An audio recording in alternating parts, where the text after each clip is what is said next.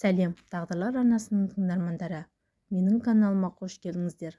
Маған тіркеліп лайк басуды ұмытпаңыздар. Екі бай құда болса, арасында жорға жүреді. Екі жарлы құда болса, арасында дорба жүреді.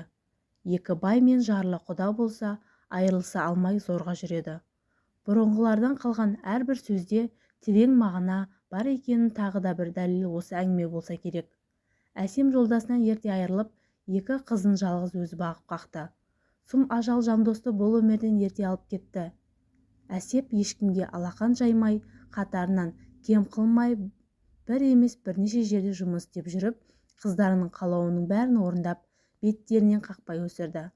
Қыздарының тәрбиесіне көп көңіл бөлетін.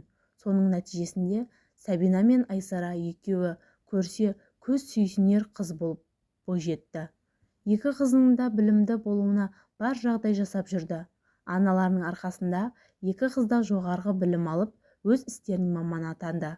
Сабина балаларға тәлімгер болуды армандаса, Айсара адамдардың денсаулығы үшін күресуді жөн көрді. Екеуі де өз ортасында сыйлы, абыройлы болса да, үнемі жүздері мұң шалып жүретін.